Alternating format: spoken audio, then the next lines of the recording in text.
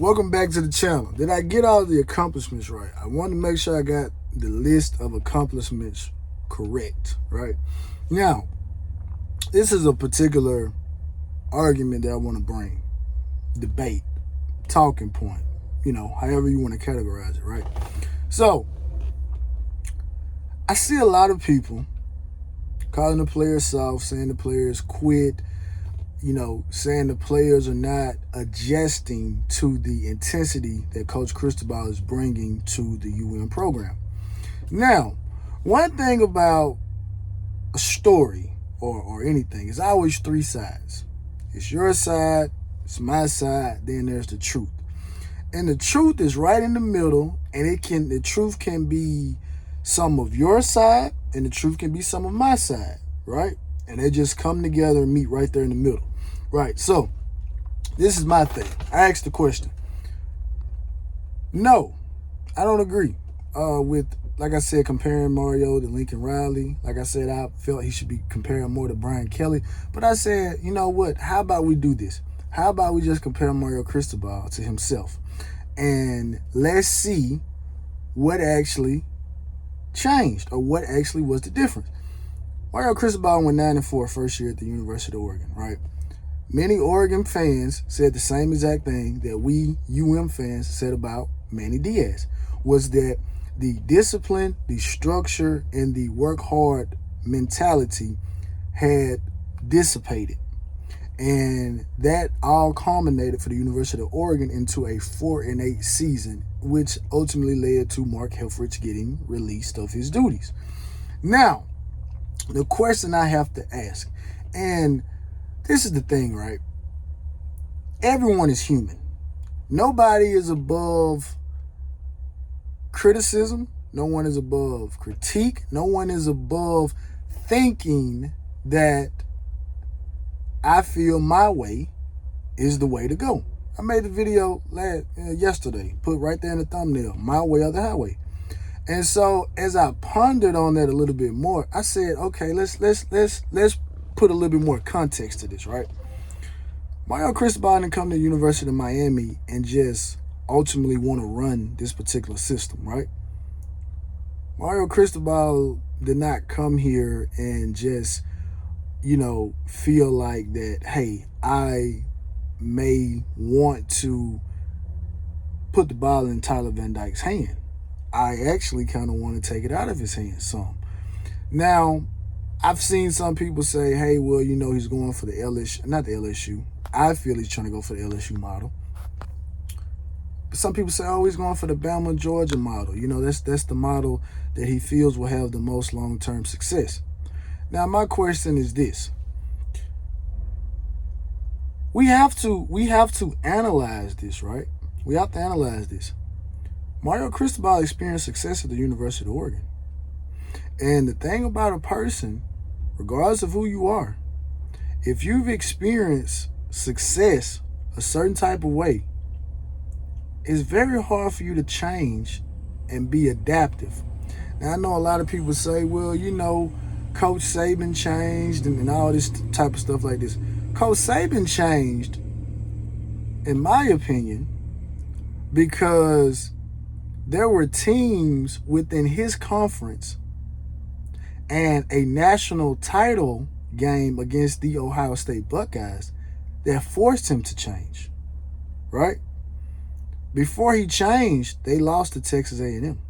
They lost to they were in the transition of changing when they lost to Ole Miss in consecutive years. They lost to Cam Newton, right? So my thinking is, let's be honest. If Mario knocks this recruiting out of the park, like we think he will, what team in the Coastal, what team in the ACC will actually challenge us? Because as strong of recruiters as we think Clemson is, Clemson's really big joker as a spade reference was hitting on the quarterback, Deshaun Watson and Trevor Lawrence. Taj Boyd was good in his own right. That was their big thing. Now, obviously, they had that, I don't want to say overrated, I say overhyped defensive line where, where one particular year they were talking about, oh man, this is the greatest defensive line in college football history. They have 4 first-round draft picks along this, defensive line. Obviously, man, to play at that level for, the extension of an entire season, I mean, that's hard to do. But again, like I said, that was Clemson. And like I said, they hit the jackpot on 2 generational talents at quarterback. The likelihood of teams hitting on that is hard, even right now. Sorry for the background noise, but Bryce Young is a great quarterback, right? But right now, Bama seems to be struggling somewhat. And Georgia went out there on the field and I feel like gave Coach Cristobal some validity to say, okay, look what Georgia did. We're going to run the ball. We're going to be balanced. And they're doing this with Stetson Bennett, for crying out loud. So, can we ask the question that maybe Mario Cristobal left the University of Oregon with all of his accomplishments, doing things his way, that even though he made the statement at the introductory presser, that Tyler Van Dyke was one of the best quarterbacks in the entire country, could we look at that particular comment now and say that comment was just made in vain? That comment was just said because maybe there were some whispers that Tyler Van Dyke may have wanted to transfer and go follow Rhett Lashlee? I don't know. Again, like I say, when losses mount, questions come up and everything is kind of put out on the table. So I'm just asking that particular question. What do you guys feel in the ACC, realistically, could force Coach Cristobal to actually change his offensive philosophy? I don't see one. I don't see it. And looking at what Georgia did, even though, like I said, Georgia won a national championship last year, right? One of the things that you have to do, regardless of what we may say about Mechie and Williamson not being able to play in the national championship game, the thing of it is injuries are a part of college football, and we cannot take that away from the University of Georgia, that they remained one of the more healthier teams, and Bama they just couldn't, and Georgia won. And a game this past Saturday where many people felt that Tennessee, with their high-powered offense, was going to go right up into Athens and win, they were held to no touchdowns. And so you have to look at it and say, even though we might not agree with it, which obviously I don't necessarily agree with it, because the thing of it is, people say, well, this is what Miami is. Miami is a team that should be spreading the ball out. Miami has in the backyard the most fertile recruiting ground for skill position players, right? You can go out of state, get a quarterback, and go out of state and get some offensive linemen, these particular things like that. But we need to be a in-your-face, run up and down the field, score at will type offense. Well, Coach Cristobal may look at it and say, I don't want to do that. We're not going to do that. I'm going to recruit nationally. I'm going to bring in guys who can run this particular system. And like I said, this is a huge gamble. But again, I asked the question, again, who in the ACC would be able to stop a Miami team that has recruited top 5 or even let's just say top 10. I'm talking about 3 quality, not talking about puffed up, but 3 quality top 10 or top 5, top 8, top 5, top 10. 3 consecutive top 10 recruiting classes in a row. What ACC team can deal with it?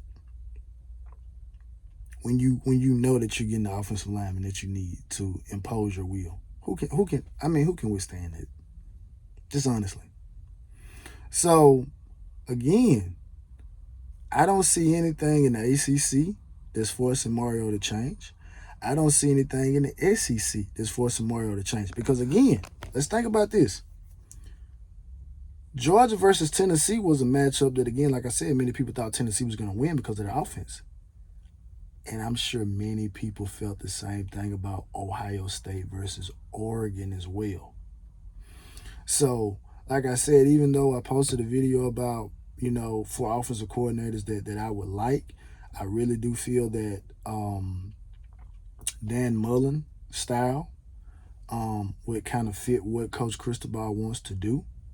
But I really do think that we really just we as a fan base have to just get accommodated with, this is the type of style of offense that Coach Cristobal wants to use, and he feels his strongest attribute, which is recruiting, can get him to the level to where we can do this, and there's no need to sacrifice and run something like what Tennessee and even Ohio State, which I think Ohio State kind of gets a bad rap. Ohio State does run the ball. They do run the ball.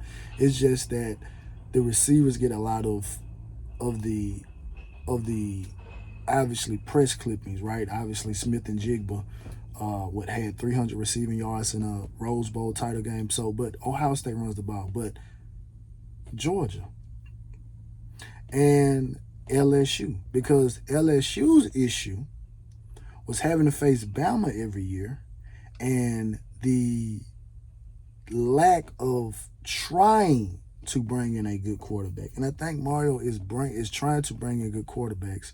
So I think we just have to do that. And I mean that's just the big picture, right? So what do you guys think? Do you think that there are threats in the ACC within the next 3 or 4 years that could force Coach Cristobal to change? Or do you feel like maybe how I think he feels, that if I get enough guys in here that are equipped to do what I want to do, nobody's going to stop us? And maybe Bama is kind of on the slide right now, and Georgia kind of is kind of winning the same way Bama won pre-Kiffin. Is running the ball a strong threat? I mean, Georgia beat Tennessee. Oregon beat Ohio State. 2 power teams beat 2 what we would call maybe finesse teams from a throwing aspect. So, anyway, man, like, subscribe, share, man. It's all about the you, baby.